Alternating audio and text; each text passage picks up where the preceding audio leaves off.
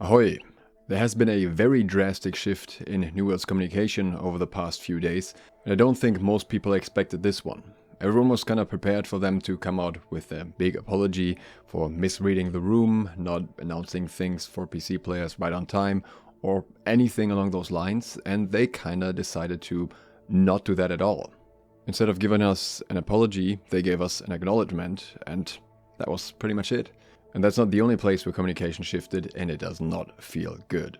Of course, many of us wanted to know why there was such bad communication for the PC players.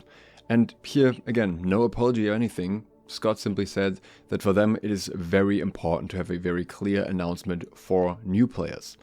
Would say they failed on that front as well, considering the announcement was not particularly clear, but they made it abundantly clear that the old players are not in the picture when it comes to any of those considerations at this point.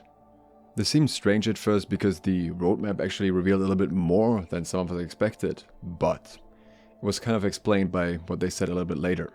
Season 6 won't be happening when you'd expect it to happen. Season 6 will be in October. It will be the expansion, or whatever you want to call it, the New World Aeternum version of the game. So until then we are stuck with Season 5, which was already a bad season, and followed Season 4, which was probably the worst season we've had so far. So we are waiting for a total of 9 months to get a decent season. Scott very specifically said we're gonna get the Summer Medley Fair event, and other than that, not really anything.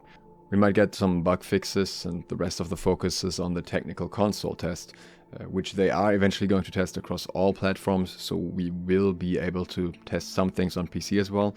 But based on the announcement that they released for this console test, it sounds like the console players may actually get to test things first, and PC players need to wait to even see the changes.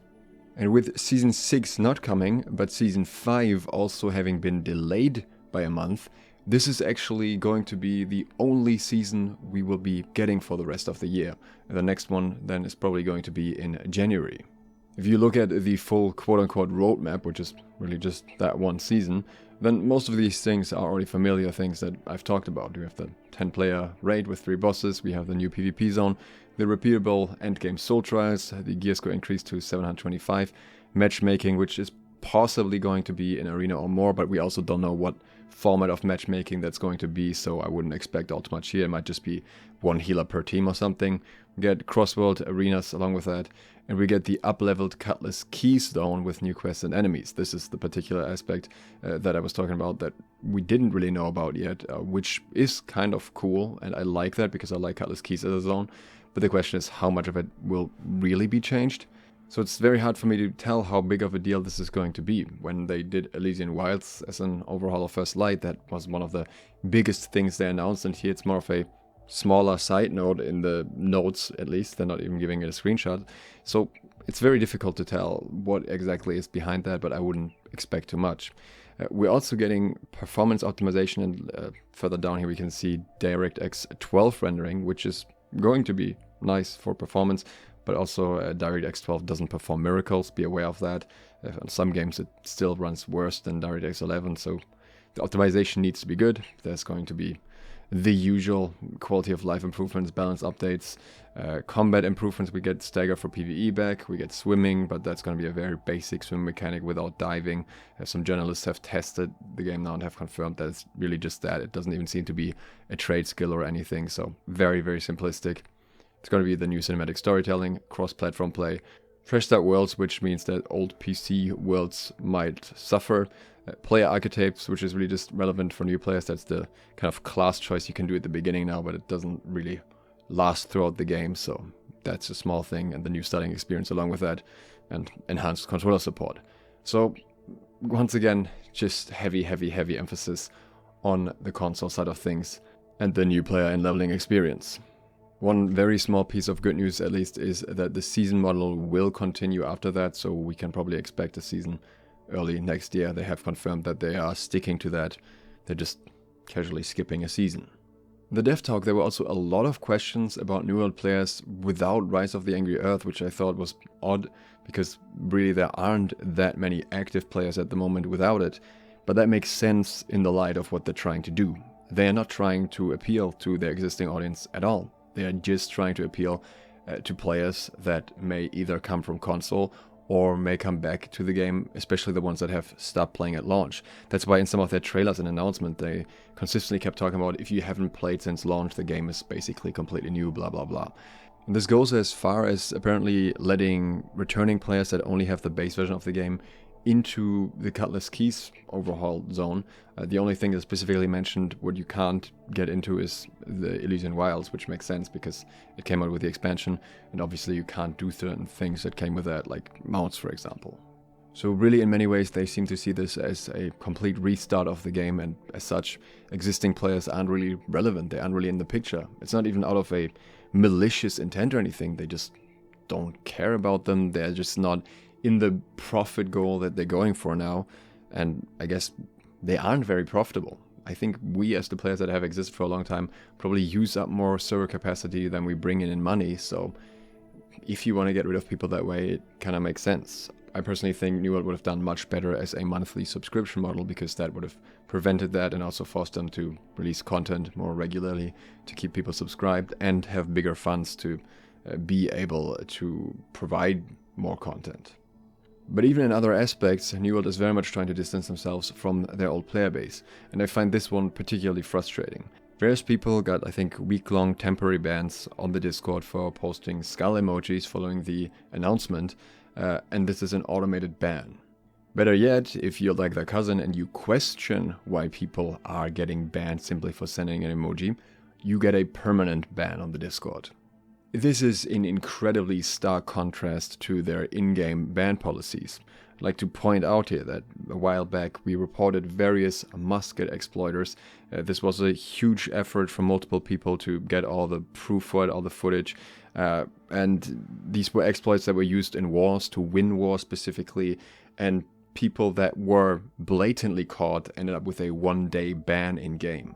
How is completely abusing a broken game mechanic to the fullest extent to really get a massive in-game advantage with it something that warrants a one-day in-game ban, but asking about an emoji is a permanent Discord ban? Makes you think they should get some of their Discord mods to handle their in-game bans. But more than anything, it seems like they want to hide away all criticism coming from old players. You see very similar things when looking up their hidden replies on Twitter. And this is where I have to wonder. If we look at this from a very cold-blooded business perspective, I still think this doesn't make sense.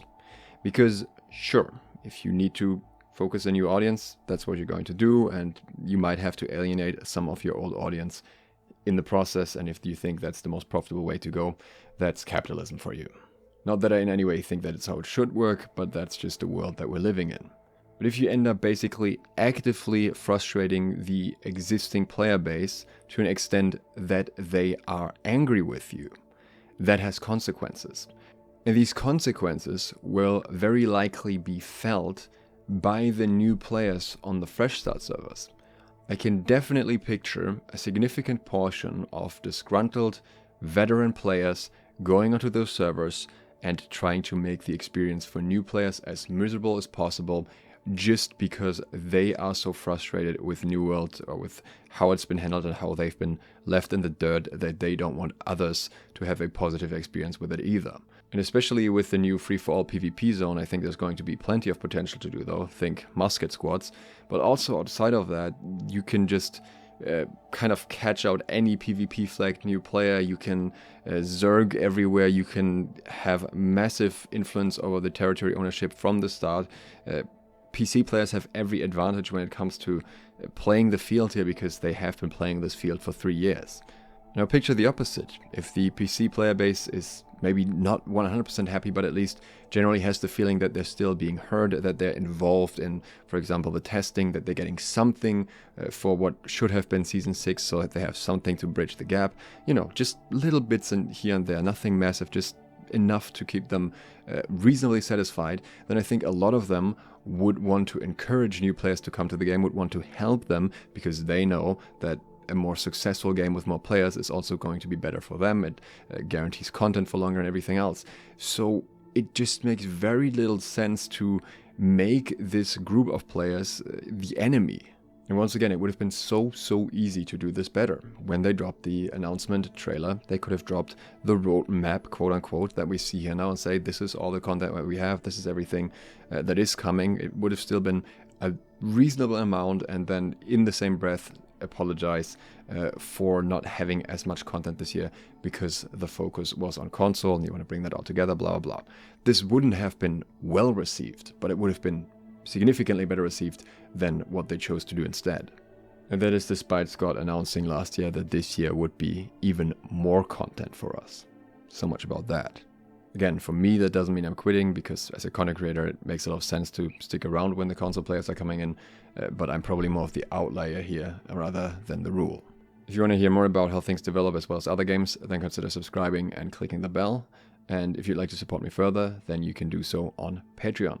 Thanks to all of my patrons for do exactly that, and thank you for watching. SLOTH, out.